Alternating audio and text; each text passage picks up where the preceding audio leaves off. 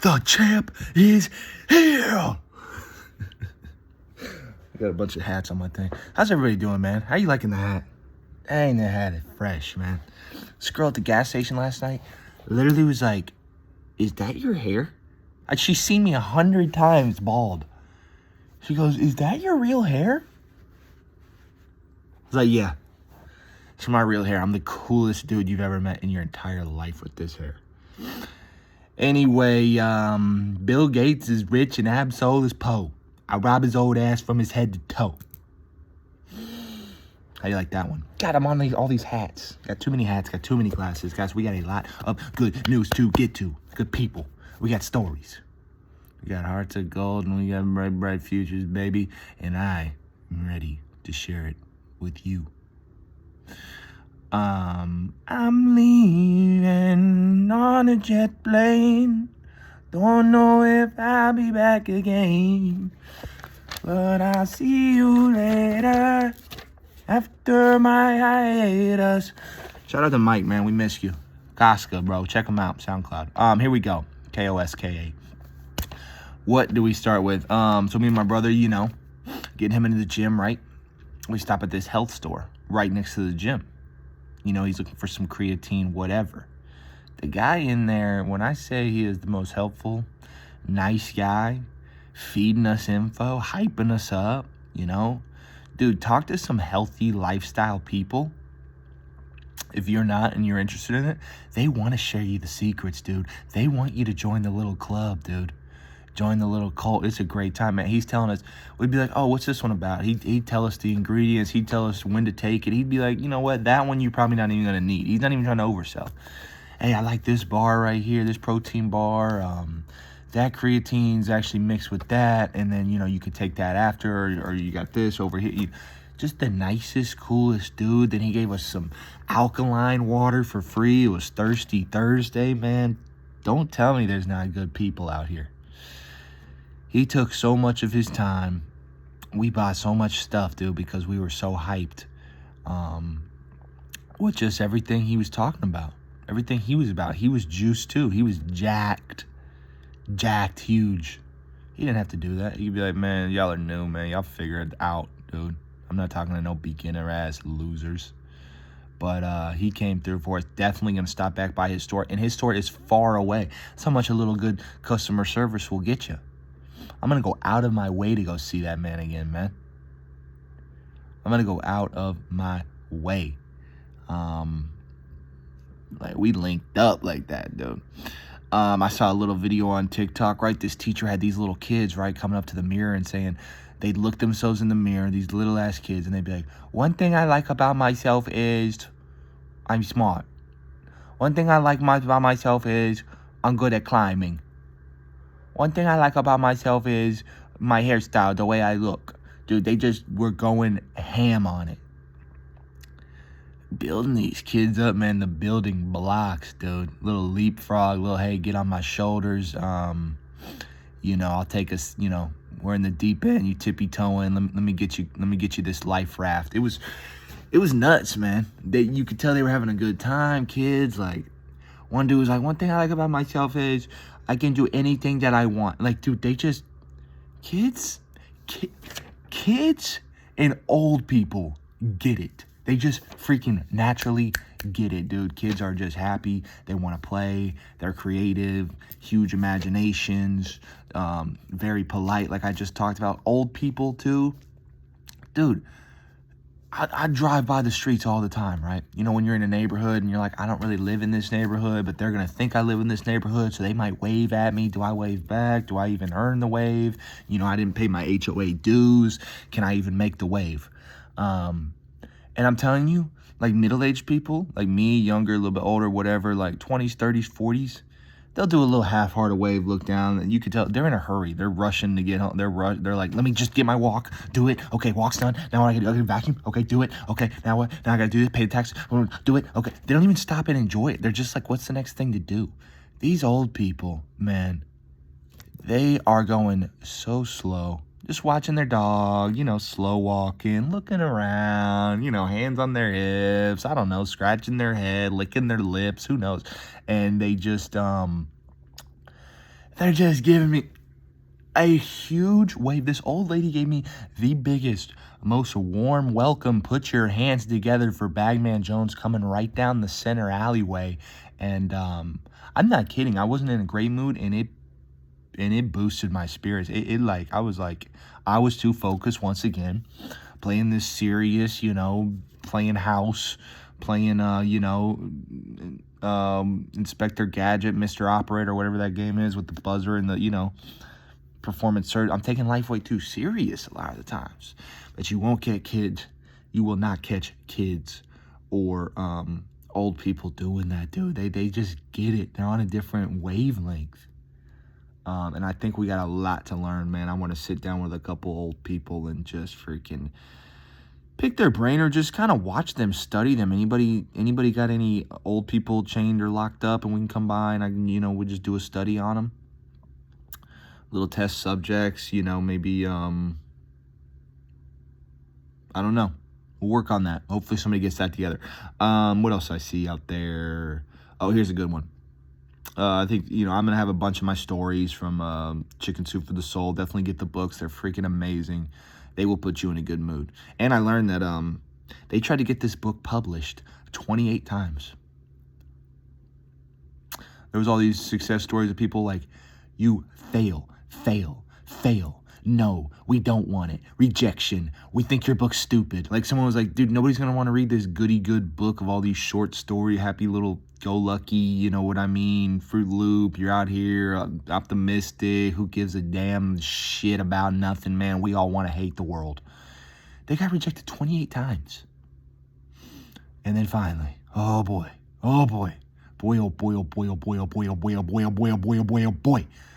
They got through. They kicked that door in. The breakthrough. We're coming in. Break it down. And they just popped off like that. And people just immediately loved it. And dude, imagine being the authors of that book and being like, I fucking told you, bitch. I was telling my friend, like, I did something like that. I would have a shirt. I would wear only one shirt that just said, shut the fuck up. People always want to tell you, no, you can't do that. No, I don't want you to do that. No, that doesn't make any sense. Get realistic. I got a story about that coming up. But this one, it was called Love Never Fails, right? Because it never does, baby. Come on, bring them together. Rub my palms itch and all that stuff. So this girl, she was getting bullied. She was getting bullied bad. She was the new girl.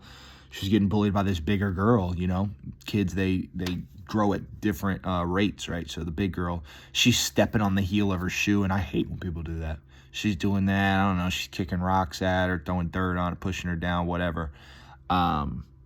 Just bad. Just making this girl's life hell. And one day she's like, okay, here's my plan. I'm going to stay late after school. And then I'll take a weird walk home, take my same walk home, but hopefully she'll be gone. The girl waited for her. Kept bullying her. This looks like a little roach, dude. It's not. It's a leaf, but back in the day. Is that still hitting? That's that over here. There you go.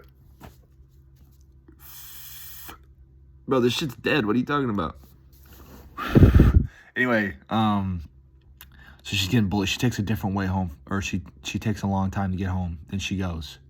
The girl waited for her just to keep bullying her, dude. One, that's a dedicated bully. You gotta almost respect the bully staying overtime there. There's an ant squished. You gotta respect the bully staying overtime right there. 100%. That's a big play from the bully. And the girl was finally like, she breaks down. She tells her mom. She didn't want to tell her mom, And the mom's like, what? I didn't know this was happening, whatever. I got an idea. And she's like, no, Mom, don't talk to this bully. Don't talk to this girl. It's going to get worse. It's going to get worse. And she's like, no. I'm your mom. I'm your mom's. All right? I'm your ma. And you got to trust me right now.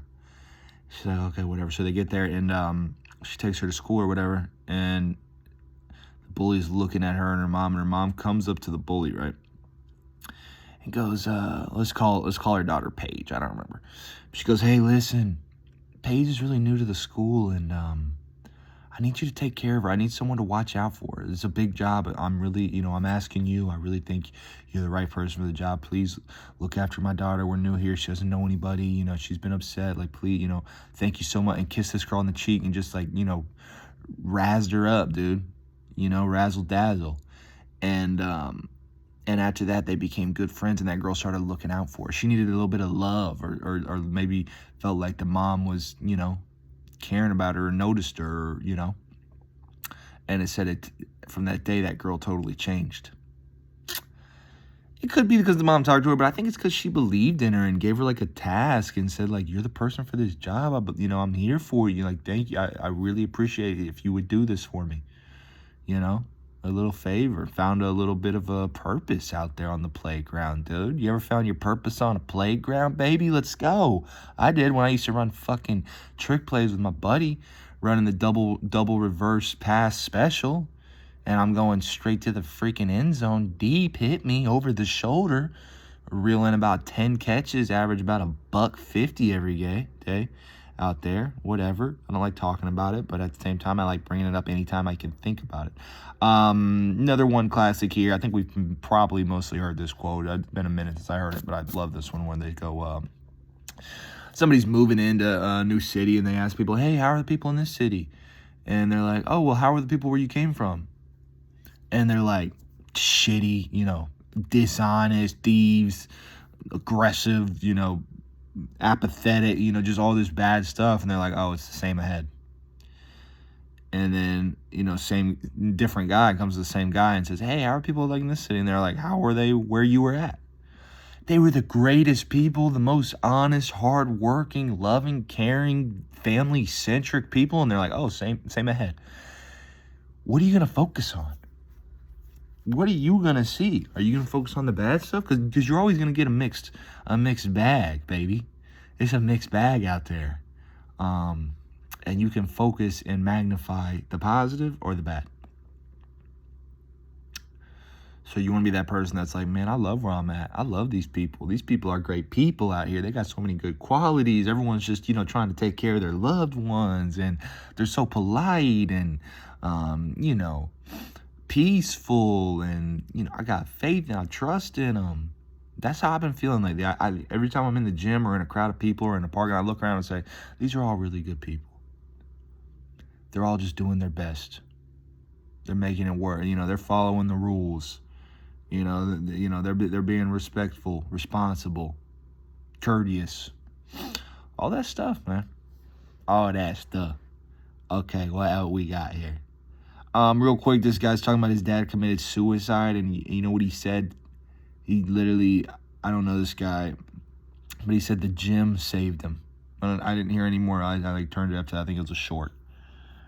But he said, that focus, that, having a escape, a place to get to, a little sanctuary, what's it called? There's another word for it. Forgot right now, but, he said that, he'd meet mentors there, friends, father figures there. Just being at the gym, just bettering yourself, seeing the results, a way to get out your anger sometimes. The gym's got so many positives, man. I know it gets made fun of. It's a meme sometimes. You got the gym douches sometimes that are flexing and videotaping themselves and not giving a fuck about anybody else. But to be honest, there's a lot of really cool, super nice, polite, helpful people at the gym. Everyone's just trying to get healthier, trying to improve their day-to-day life, their quality of life. You got to respect it because it's not easy, but these are people that want more for themselves, want to be healthy, have something to stick around for. Shout out my gym. That's why I got 3 gym memberships right now, dude. I got freaking 3 of them. I'm trying to cancel one, but one's got a sauna and hydro massage. One stays open 24/7, and one had a pool. And I just think it's cool. And like, literally, if a gym has one new machine that I don't get to do, I get so excited and like, yo, they got new machines over here. They should have like a pass where it's like, you can go to a new gym each week. Let me pay $50 a month. I can go to a new gym each week because I gotta keep mixing in those new machines, dude. It's like, It's like it's like having a favorite little dessert. It's like a little present when I get to get on a new machine. All right. The other day I got in my car and I just say, "Good morning, all my blessings." Just all my stuff in my car, my little knick-knack toys, my little sunglasses, my books, my clothes, my games, my toys, like everything in there, my cell phone, my charger, wallet, my little flossing stick, my water, my protein. It's just like my workout gear. Everything's in there. And I just wanted to give them a little good morning. Hey, how'd y'all sleep last night? How was it, man? I missed you. I'm back. Let's get to it. I started writing a little note on my steering wheel about my goals, and me and my dad talked about this, right? And me and my brother talked about it too. But you have to write your goals, right? And this, either look at them, read them every day, or write them every day. I think writing them every day, I've learned, is better. I'm just starting to do that. But say, like I want a 6-pack. So you have to say that's what you want. I will have a 6-pack, say by a time. For me, it's by, May. And then you'd say what you're going to do to get it by working out, eating healthy, doing cardio every day. I will have a 6-pack by May by working out, eating healthy, doing cardio every day. You know what I mean? And keep finding goals, what you want, make it specific. You can't just say, I want a lot of money. You have to say, I want $50,000 in my bank account by this date. By doing, what are you sacrificing to get this? And then you got to read it every day, and you got to believe it, and you got to take action. And those goals, most of the time, if you're true to yourself, you do your best, I think they will come through. We got angels out here. We got miracles. We got God providing for us, baby. Hallelujah. Take some of that with you. I was having a real good Sunday morning or something, right? Had a real good start to the day, meditating, affirmations, whatever, just smelling the flowers out there, doing my thing. And I walked into this restaurant, and like they had just opened. I heard the manager just telling everybody, "Hey, great job, guys. Great job, everybody." And it felt like she was talking to me. But also I was happy for them, that they were having a good opening, that the manager was cool. There's nothing better than when the manager tells everybody, "Hey, y'all doing a good job. I appreciate that. Keep it going." That, that's what I like to see. We stick into it. We stick into the game plan. We execute. We executing it. So that made me feel really good. A little boost, little vitamin that I popped in there. I made Saturday a really good day. It had been slow the last few weeks, last month and a half, and I just said, today's gonna be a good day. I'm gonna get a lot of orders. I'm gonna get a lot of deliveries. I'm gonna make some good money. And I believed it, and I just kept saying, no, today's going to be a good day. I know today's going to be a good day. It's going to be a good day. No doubt. And guess what, guys?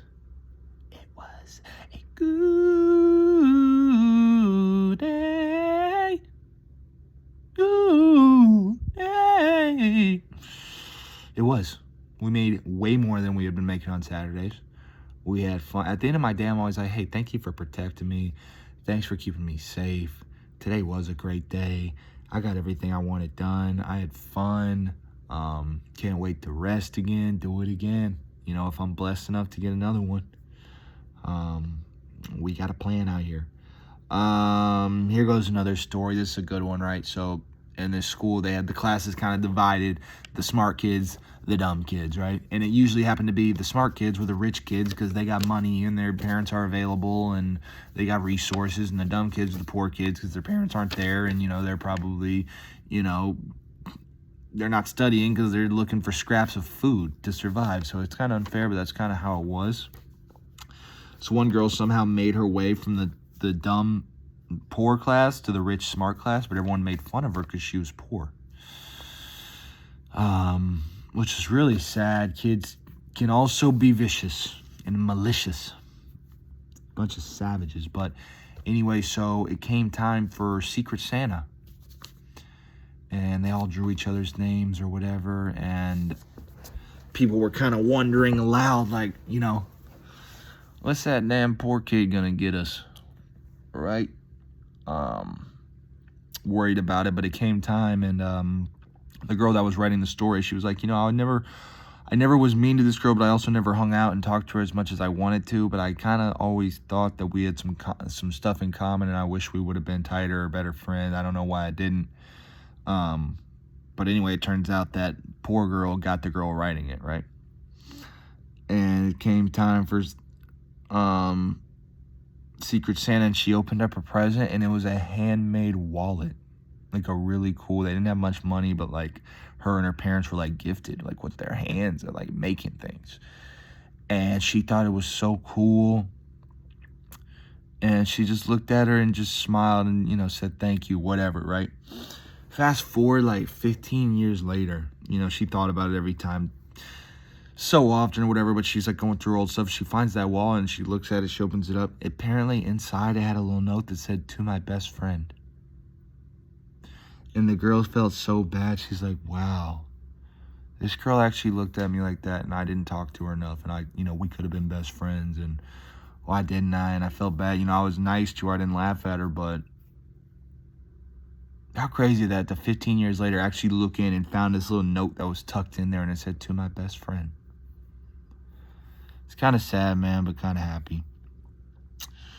Yeah, here we go. So it's talking about a single mom right here. I was touching on this a little bit earlier. She's writing a book, right?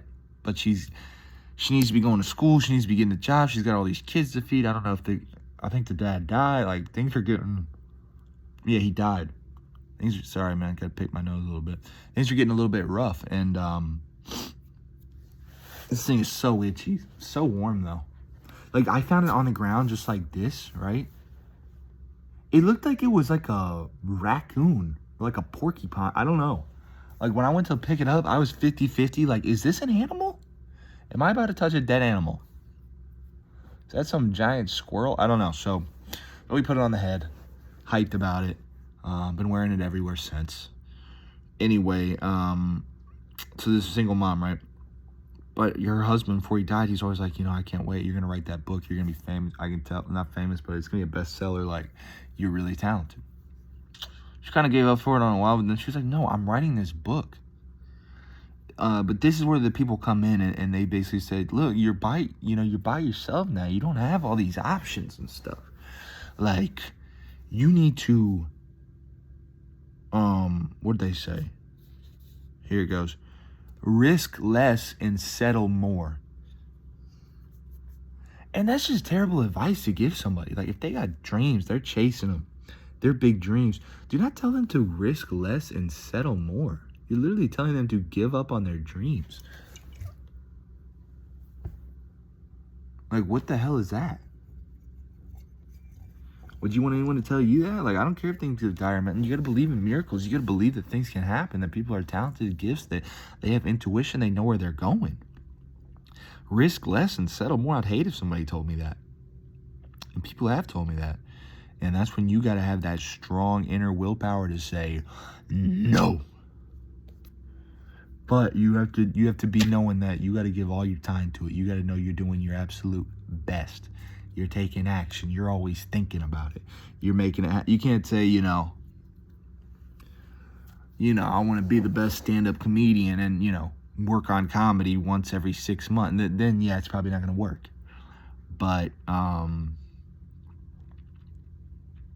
don't let people try to tell you what you need to be doing, because that book did come out, it did get published, did sell a lot of copies, and it did save her financially, rather than her just working at the factory for minimum wage and she's struggling the rest of her life, and she's not happy, and she realizes she gave up her dream, and she's wondering, she's got guilt, and she's broke anyway. So that's what I'm saying there. This guy's talking about went from using to being used, using drugs, to then God using him as a sign, as a beacon, as a little ray of hope, a glimmer, a shine, a glow. Now that guy's going on mission trips, telling his story. So like, he was using to being used. I like the little wordplay there. How you doing? I'll be here all week. But there's another story here. Like, I've been reading these stories about angels, straight up angels. And this woman wrecked her car off of a mountain, flipped it over, like fell down like 20, 30 feet. somehow was alive, just in pain, like, I don't know, probably bleeding, just locked in, couldn't open her car doors, beat down to hell, like, is anybody even gonna find her? And then she literally said this guy, like, knocked on the other door, somehow got in, and was saying, hey, stay calm, relax. Somebody did see you. It's a family. They're calling the ambulance. It's going to be here soon. Everything's going to be okay. They're going to get you out of this. Okay? And he's talking to her, and she's like, just please wait with me. And he's like, okay, I will, whatever. But then the second the ambulances get there, he's gone. And she tells them after, she's like, who was that guy that was in the car with me? And they're like, man, what the hell are you talking about? Your car was down a ditch far, like pressed up against. Nobody got in or out of your car. And she truly believed that was like an angel, like that just disappeared, that only she could see. She could touch it, like, that just kept her calm and let her know that help was on the way. That's beautiful. I actually believe that. It's crazy to think about, though. Good quote for you here. At some point, somebody believed in you more than you did yourself. And they said that's like scripting. Like, when someone else believes in you, you're kind of like, man, what do they see? What am I not seeing? Why am I so down on myself? It does instill confidence. There's this quote that I just read that says, confidence is contagious. So try to be that person for somebody else. Try to see those people that are that for you, that like just, they want to be around you. They believe in you. They're keeping it positive. Those need to be your people. Those need to be your people. Okay, I only got a few more. I mean, I got like half a page left. I thought we were already going to be at like an hour. I could have put more stuff in, guys, but I tried to cut it down. I don't know how long these videos are ever going to be. Ow. Okay, here's a good one. Ah, my back. I gotta find a different way. Maybe to the desk. iPad, we're gonna get these things going better. So there's this guy, right? He's a really, really rich guy on this island. There's like 2 islands. I don't know what time period this was. But so he's getting ready to get married, and all the girls obviously are wanting him. You could pick any girl. That's what they said in the book. Probably because he's rich, whatever. But he's also a really good businessman, whatever. He's probably successful. He's confident, whatever. And they said this is back in the time. I didn't even know what the word was. They called it a dowry. I think that's when you offer, like, if you're going to take some woman as your wife, you give her father, like, a chicken or a goose or 2 cows or whatever, right? So they did cows on this island, right? And they would say, a good cow, like, if the girl was pretty and nice and, like, high on everybody's list, you would give her father 3 cows. A girl would be like, okay, I got 3 cows, I'm worth it, And the hottest girls, the most beautiful, probably the most intelligent, the nicest, best personality, they got 4 cows. And then they would walk around the rest of their life saying, yeah, bitches, I'm the shit. I got 4 of them heifers. You know what I mean? I got 4 of them moo-moos. Moo-moo mister. And so, but this rich guy, he liked this one girl. Respect him. He had his eye on one. And she wasn't the talk of the town. She had her shoulders slumped and just kind of head down. And nobody really thought she was that beautiful. And she didn't really have that much confidence and whatever, right? So he's getting ready to ask her, and, the dad gets worried about it, and he's like, fuck, this guy's such a good negotiator. I'm going to ask for 2 cows, but I'll settle for 1, because he's like, my daughter, she's, she's not the belle of the ball, okay, or whatever you would say. And guy comes up to talk to the father, right? It's like, hey, I love your daughter. I want to marry her. Here's my offer. This guy's a master negotiator, right? He goes, I'll give you 8 cows.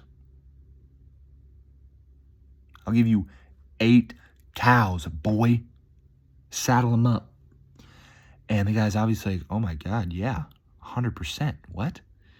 And say like years later or whatever, people were making fun of him or being like, what was that guy thinking? He's an idiot. He got fooled for her. Like, what? No, dude. What's he doing, bro? Is he lost it, man? He crazy, man? He simping, dude? What happened, bro? What happened, bro? She got really nice feet. Nobody can see them or some shit, you know, right? And somebody goes to interview him, and he says, you know, he was waiting in the lobby or whatever of the house, and the most beautiful girl walks by. I mean, on the whole island, just like, holy shit, who is that? Ow, wow, wow, wowza. Yow. Mommy. You know, whatever all that move was, you know, just Googling, goggling, and Googling. He pulled out Google. And turns out that was the girl that he proposed to. And like, he's saying, or he's told this interview, like, it's because I made her realize she's worth 8 cows. You know, like, feeling like, dang, he just offered 8 cows for me? Like, what do you think that would feel like, to tell all their girlfriends and be like, yeah, bitch, you ain't shit, you know, I'm the real one, you know? It's that confident. Like, I think a lot of how we see ourselves and view ourselves is like from the inside. How do we see and view ourselves? So the confidence brought, you know, the power, brought her to find her real beauty, to just accept things, you know, like just to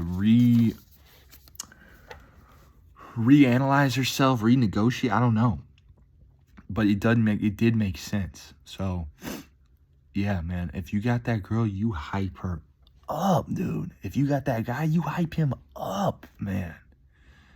And watch what changes. Hype him up.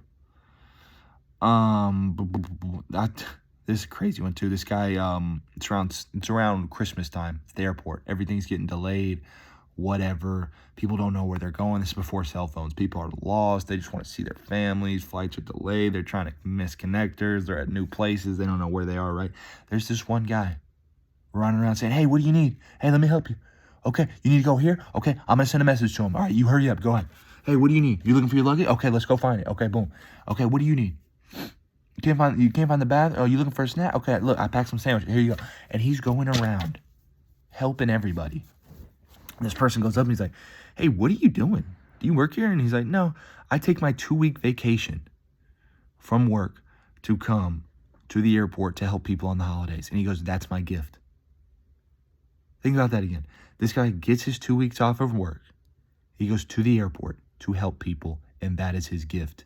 And the person was so shocked, and then he started helping. And like the guy was calling him his assistant. But just imagine that there's people out there doing stuff like that. Why can't we be like that?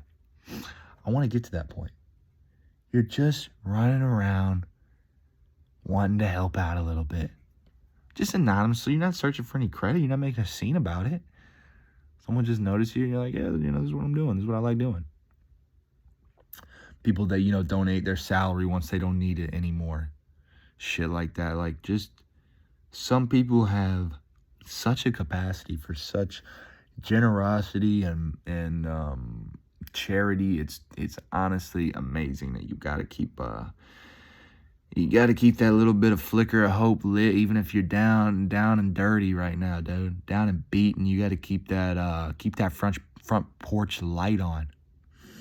You know what I mean? We might get those visitors, boy, but that was crazy. And that person said, because they said their kids were asking all the time, is Santa real? Is Santa real? And he responded, yeah, I just met him. He's at the fucking airport. Yeah, that was Santa. So that's pretty awesome to see. I saw this, I don't know if this is appropriate or not. I think it is. But it was like a little kid. It was these 2 little kids that got on the kiss cam. I don't know if they're friends or whatever, right? Little kids. Probably 6 or 7, 8. And whatever, they get on it. And this girl gives her little buddy, her little man right there, a little kiss on the cheek, dude. And this guy lit up like a Christmas tree, dude. He lit up, dude. Cheeks got super red. I mean, he was smiling. He was beaming happy. And everyone was like, this is adorable. And it was adorbs. Adorbs. Remember when people just shorten words? It's gorge. It's adorbs. Fab. It's fabs. Thank God that time's over. Is it over? I don't know. Boop, boop, boop. Oh, here's another good one. Jeez. Okay, we do have a couple of good ones to end this right here. This guy, right? He's he used to be athletic, playful, doing all this stuff, strong, working all that. He gets it's like muscular atrophy, maybe. I don't know. His body's like deteriorating. It's like falling over. He's like borderline paralyzed, handicapped. Not really, but kind of. But he can't do a lot of the things he used to be able to do. And he was kind of beat down or whatever. But then he changed his attitude and he goes, you know what? He said there were 14 steps at his house, which reminds me of my old house, because I think one of my house I lived in either had 14 or 15 steps to get up the stairs. And I think I don't know if he was going up or down. That's not really the point. But he goes basically every day, as long as I could get up or down those 14 steps, no matter how slow, just one at a time, one more step. One more step. He's like, as long as I could do that, I couldn't just give up, lay down and die. Like, so that's how he looked at life. One more step. I can make it. Okay, I made it through those 14 steps today. I can make it through today. I just thought it was a really, we have to find new, different ways to look at life and to keep us going and motivated and switch them up. One of the things I've been doing a lot, like I like visualizing and feeling things. So like, I tell myself to let go. Just let go of things. I feel like I have a bunch of stuff in my hands and I just let it go. And whether that's the past or what happened today or what I'm worried about, then you ever worried and then you're worried that you're worrying? And then you're worried that you're worrying that you're worrying? Then you're worried about that? Like, it's just let it go. And I just picture all these bad things in my hands and I just drop them. Just try that. Let it go. And I start feeling like my hands feel lighter every time I let it go. It feels good. It feels peaceful. So find different things to motivate you,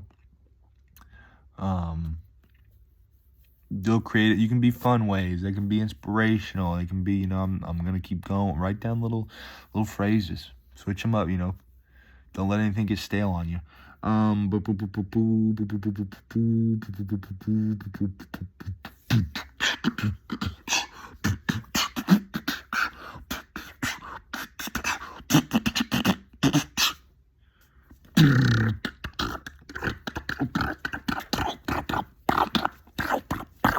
Anyway, so we got another story coming at you. I'm about to slide it over.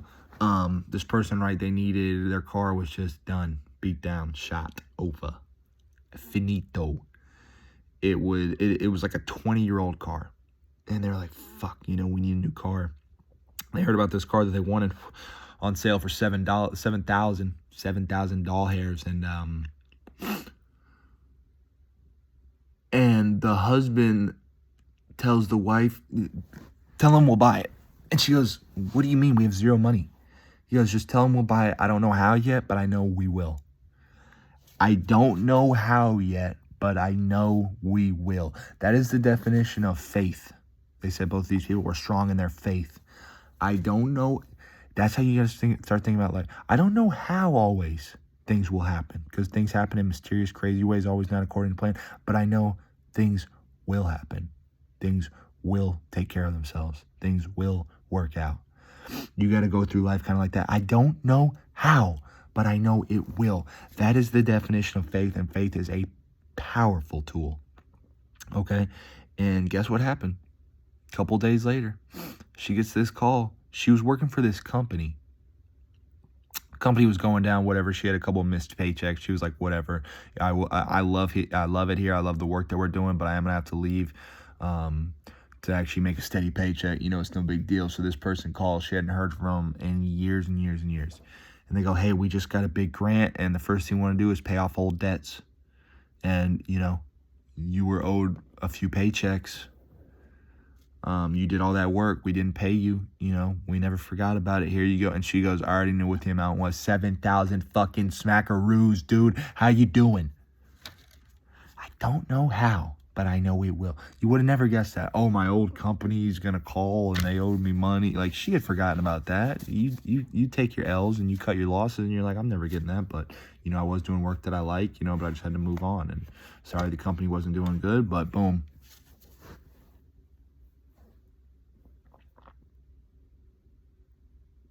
Stare down.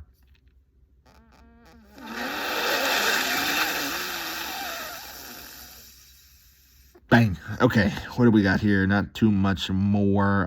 This is a great quote. In the depth of winter, I finally learned there was in me invincible summer. It sounds like some Robert Frost shit. I don't even know who wrote that. I should have written it down. But in the depth of winter, when things are hard, when things are bleak, when they're hopeless, you realize inside of you, you can change the season. I just threw that temperature up, man. Lit myself a little fireplace going, got warm and cozy. Started enjoying life again. You know, there's always that invincible summer. You make it true. There's that heaven, that paradise that you can go to and live in. Like, think about how many people that have barely anything that are loving their life. And that reminded me of the song Survivor by Destiny's Child. I don't know why, but it is. Here's another good one. Only got a few left here. Is this kid, another person, I think kind of handicapped or whatever, had maybe like a limp or some weird, you know, I'm not gonna say weird, but just some different things about her around her kids. And there was a Christmas wish that you write down your wish, send it to a radio station or whatever, and they picked a winner. Her wish was just for one day to not be made fun of or laughed at or picked on. And, you know, they read it on the radio, and she got such an outpour of support of people saying, hey, you know, don't get down, you know, stay positive, like, things will change, like, you're going to get through it. Or people that would say, hey, you know, I used to get picked on too, and look how things worked out for me. And just people showing love and support and sending her gifts. Like, the amount of people that want to help, you know, just like there's that story about, there was, they needed fathers for a father-daughter dance, right? Or something like that. They needed people to show up that were fathers, for people that, like, didn't have dads. Or, like, maybe it was, like, a field day. I don't know, something, right? They just needed, like, you know, 20, 50 father. They put the school was lined up out the door with dads that showed up ready to help. They got hundreds and hundreds of people. People want to help. They just don't know where to go sometimes. And so if you need help, put it out there. You need that time. You need that volunteer. Like, you need that person listening to you. You need someone to spend the day with you. You need someone to put a smile on, you know, y'all go out and sing songs, put smiles on people's faces. Like, people want to help. So it's crazy that she got that big of a outreach support. There's a cat meowing on my door. The cat always tries to sneak in. It's so weird. And I can't tell it no. I was watching an Apex tournament. That's why I got kind of behind on my videos. But I was having fun. Everyone still has their dumb stuff that they do just for, like, entertainment. And one of the teams, it was like a Japanese team or whatever, but it translated, their team name translated to "Do Your Best, Daddy." I thought that was hilarious. The TSM, the team I was pulling for, they won it. And I was happy for them because they hadn't won it in a while. And they grind hard. You know, the IGL, the leader of that team, always says, I am the grind. You know, they don't have enough passion. Like, so hard work still beats talent when talent doesn't work hard. Okay, I got last story for you. This lady was going to check a cemetery where her old boyfriend died. And she said she didn't go as much because as time passed, the heartache lessened, which I did feel good about.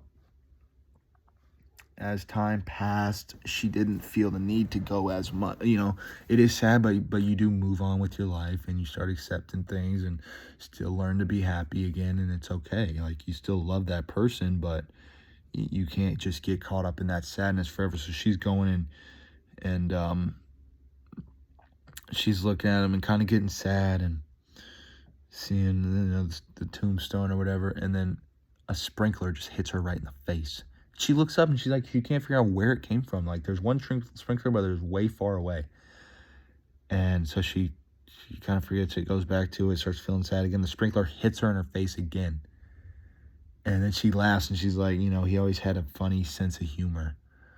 And then she tries to do it one more time, and the sprinkler hits her in the face a third time. Every time she's like looking at it, and she's like, where the hell, what's going on? And she finally looks up and she goes, I guess you don't want me to be sad today. And I don't want you to be sad today, so here I am sprinkling you up. Hope y'all have a great day. Let's stay positive. Let's be happy. Let's tell our loved ones. Let's be grateful. Let's manifest good things, man.